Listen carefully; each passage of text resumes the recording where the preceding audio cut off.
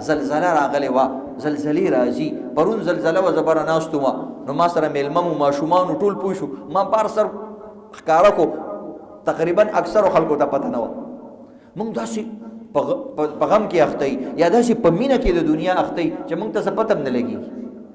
موږ باندې هر وخت دنیا تاویږي را تاویږي، او یا موږ داسې مزو کیو. نو دی وجې نه الله قرآن کې وایي ای زما بنده یا ایها الناس اتقوا، اے زما انسانانو. دی کې صرف مسلمانان نه دی یاد کړي، اے انسانانو، که مسلمانې که کافرې که یهودي که عیسائی او که دغه رنګې که سکې که هندوی، ټول انسانان په کولاو غوږونو باندې واورئ. یا ایها، ګوره د خبرې نه مخکې درې پیرې دا ویل یا ایها، دې ته د تنبیه الفاظ وایي. لکه موږ یو سړي سره خبرې کوو، یو ته ډایرکټ وایي اوبه راوړه، پهل ورته وایي یا لکه ته وګوره دی خوا، تا ته ویم داسې ویم، نو هغه دی تا ته ویم یا لکه دې سره متوجه شي چې لکه ډېره ضروري خبره ده، بیا ورته اوبه راوړه. نو دا د توجه دپاره الله وایي دا وروسته خبره چې کوم دا چټي خبره نه ده. یا ای ایها، تا ته ویم، ما ته متوجه شه. اتقوا، ویریږه. ان زلزلة الساعة شیء عظیم. دا دنیاوی زلزلې تاسو ولیدې، وایي دا وړې زلزلې دي، دا قلیل زلزلې دي، دا ډېرې کمې زلزلې دي. ان زلزلة الساعة شیء عظیم. یو ساعت را روان دی، ساعت د قیامت نوم دی. ساعت او یو داسې ساعت را روان دی، هغه خاص ساعت دی. الساعه، هغه یو خاص ساعت دی. الله وایي ما ته معلوم دی ان زلزلة الساعة شیء عظیم. ګوره هغه زلزله ډېره عظیمه ده. یوم تر الناس سکارا، هغه داسې ورځ ده چې په هغه ورځ به دا ټول کسان چې کوم راپاڅېږي، دا لوی لوی پهلوانان، دا مضبوط خلک، وایي دا به ته د نشیانو په شان باندې وګورې، ټینګېدې به دشي. داسې به د هغه ورځې ضرب وي، داسې به د هغه ورځې دهشت وي، داسې به د هغه ورځې روب وي. په تکړه سړي باندې چې کله روب راشي، خوله پې راشي، سر پې وګرځي، الله وایي دقه شان ورځ ده چې په لوی لوی پهلوانانو باندې به روب راځي. یوم تذهل كل مرضعة عما أرضعت وتضع كل ذات حمل حملها وترى الناس سكارى وما هم بسكارى ولكن عذاب الله الشديد. اے زما بندا، وی دا به څه وي؟ وی دا به داسې ورځ وي چې په هغه ورځ به پی ورکوونکې ښځې خپل ماشومان هېر کړي، خپل ماشومان به هېر کړي. پی چې کومه ماشوم کومه ښځه ورکوي، هغې ته هر وخت هغې زما بچی څه شو، زما بچی، زما بچی، زما بچی، د هغې ټول خیال. خاوند ته په دغه ورځو کې خیال نه وي، کور ته خیال نه وي، جامو کپړو ته خیال نه وي، صرف او صرف خپل بچي ورته رایادېږي. پی ورکوونکې ښځې ته د ټولو نه محبوب خپل دقه وړوکې قطره بچی.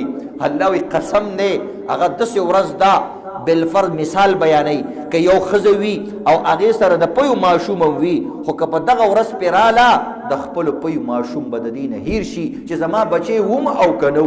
دلته په زیارتونو ګرځي، دلته پیرانو علماو ته سوالونه کوي، ماله دعا وکړه چې زما بچی وشي.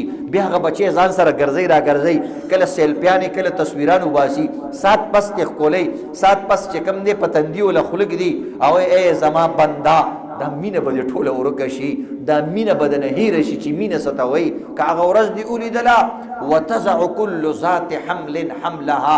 او الله وایي دومره سخته ورځ ده چې یو ښځې په خېټه باندې حمل وي، او دغه ورځ پې څنګه راله، دا حمل به د دې نه د دې یرې د وجې نه پرېوځي او دې ته پته مو نشي. حالانکه ښځه چې کله ماشوم کېږي، تاسو ته پته ده څومره په هغې باندې سخت وي، ټول کور والا متوجه وي، ټول صورت یاسین وایي، او اسپتال له به کوم ځای ته بوځو، او ډاکټر یې 2 میاشتې 3 میاشتې مخکې نمبر اخیستی چې زموږ له دغه راکړه، او هغې دپاره یې سرټیفیکیټ جوړ کړی. د دې ښځې سره د ټولو غمي، د هغه ښځې د ځان سره ډېر غمي، بالټۍ نه اوچتئ او وزني شی نه اوچتئ. وایي دې ښځې سره به سختې خبرې نه کوئ، د دې بچی دی. الله وایي قسم دی که دغه ورځ په دې ښځې باندې راله، د خلکو نه به دا ښځه هیروي او د ښځې نه به خپل بچی هیري، او د دې بچی به د دې نه پرېوتی وي، او دې نه به وینه روانه وي، خو دې ته به د خپلې وینې پته نه لګېږي، دې ته به د خپل بچي احساس دی. ګینې دې بچو ته د ډېرو خلکو سترګې چې دا بچی به دنیا ته راځي، وایي قسم په الله که ای زما په ذات باندې چې دغه ماشوم به هم چاته نه یادېږي. وتضع كل ذات حمل حملها. هرې حاملې ښځې نه به خپل بچی هیر شي.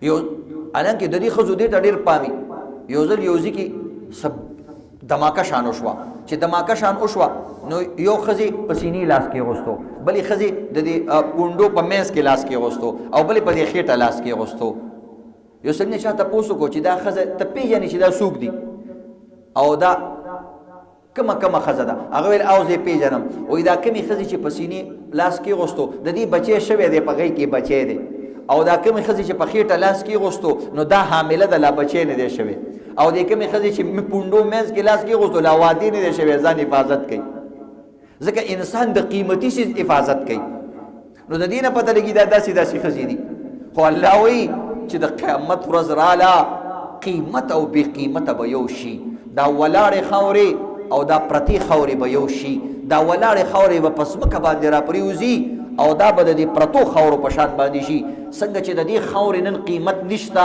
دقرنګې د دې لوی لوی بلډینګونو قیمت به ختم شي